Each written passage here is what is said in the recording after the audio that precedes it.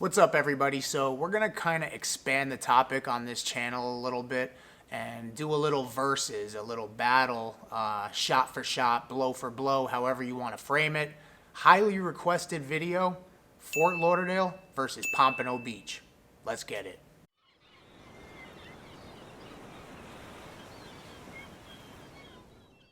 Okay guys, so welcome back. If this is your first time here, I cover anything and everything related to moving to or living in Fort Lauderdale and the surrounding areas.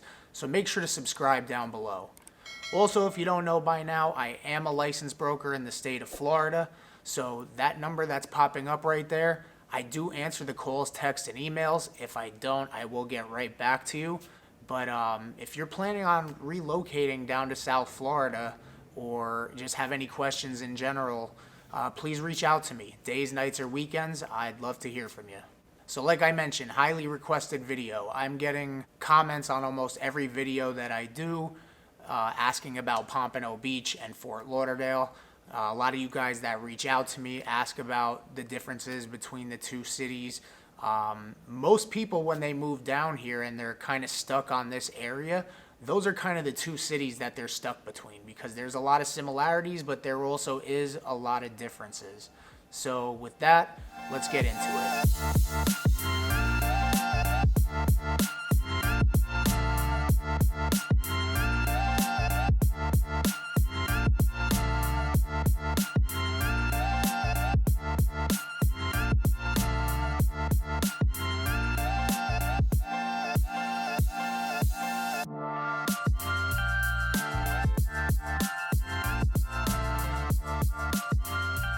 Starting off, let's just start with the location for some context. If you're looking at a map, Pompano Beach and Fort Lauderdale are both coastal cities located in Broward County. Pompano Beach is just north of Fort Lauderdale. They both run west to the Turnpike. Fort Lauderdale, only a small section by Palm Air runs to the Turnpike, which is on the border of Pompano, and then the rest of it pretty much just goes just past I-95. So as far as population goes, not a huge difference. Pompano Beach has a population of about 111,024 square miles, and Fort Lauderdale has a population of about 182,036 square miles. So when you figure, the difference in population and the difference in size, it kind of almost evens out. You're not going to really notice a difference between congestion and traffic in either or city. The only place you may notice a difference is in downtown Fort Lauderdale.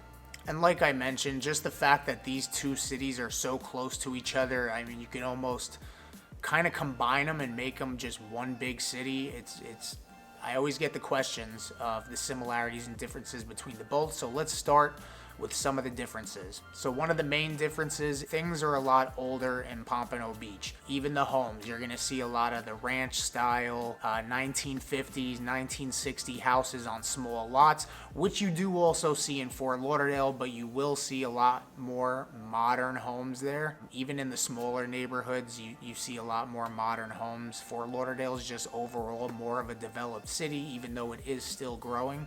But you do just tend to see a little bit less of that in Pompano. Now, as far as pricing goes, the average price in Pompano as of last month was about $455,000.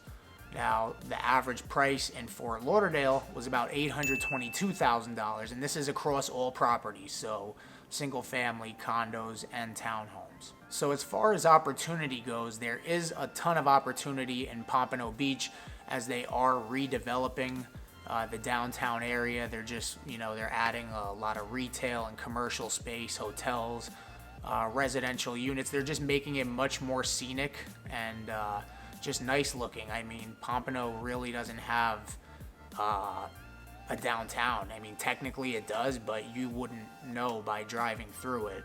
So, opportunity-wise, I got to give it to Pompano Beach because you can get in at a much lower price right now, and it could be 10 years from now, but the values are going to keep going up as long as they keep redeveloping the city the way that they have planned. Another cool thing about Pompano that you see less of in Fort Lauderdale is the condos on the oceans. So the condos on the oceans in Fort Lauderdale, we have a lot of newer buildings, not brand new, but newer. Whereas in Pompano, we have a lot of older buildings. So those older condos tend to be built much larger. The units were built a lot larger with larger balconies. And I mean, technically you have the same view. You're looking at the ocean. So it's more so about location, obviously, but if something like a view is important to you, you can get an older condo in Pompano that may need some work. It may not need some work, but chances are it's going to be a lot larger for the price that you would pay in Fort Lauderdale. And so one thing you're not going to find a lot of in Pompano Beach that you will in Fort Lauderdale is nightlife. It's pretty non-existent, to be honest. You know, there are pubs and some small bars like Briny Irish Pub. And there's a lot of good restaurants too, like Oceanic and Houston's. But in this category, Fort Lauderdale takes the cake. Obviously, they have the La Sola Strip. They have the Himmershey District. They have Fort Lauderdale Beach. So nightlife-wise, Fort Lauderdale definitely wins in that category. Fort Lauderdale also has, I guess you could say, a wider selection of food choices.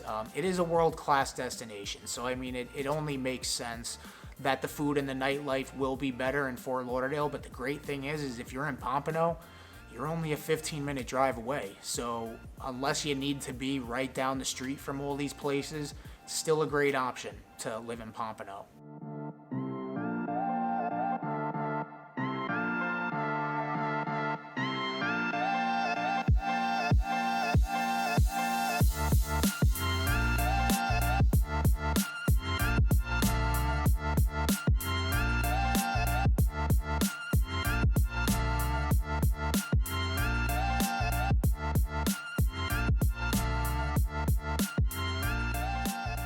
Now, I know this is an important topic probably to a lot of you that have kids, maybe not, but schools.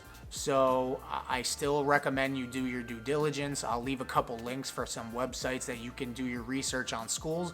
But Broward County Public Schools was actually ranked as number 21 in the entire state of Florida for the top school districts. Overall, Fort Lauderdale does have higher ranked schools overall, but Pompano Beach has a much higher ranked high school than Fort Lauderdale. Now, to get into some of the similarities and staying on the topic of schools, there is Pinecrest High School, which was ranked as the number 3, the top 3 private high school in the entire state of Florida, which technically has a Fort Lauderdale address. It runs on the corner of 18th and Northeast 62nd. But I'm pretty sure one side of it borders Pompano. It's basically right there on the border. And if it's not one side of the school that borders Pompano, it's at least a couple blocks away.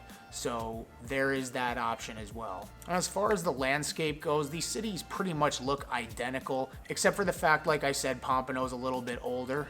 But I mean, you could probably combine them into just one city, and you would just think that one section of it was older than the other one. You're going to have those grid street patterns with very small lots. I would say the average lot is probably around 6, 7, maybe 8,000 square feet.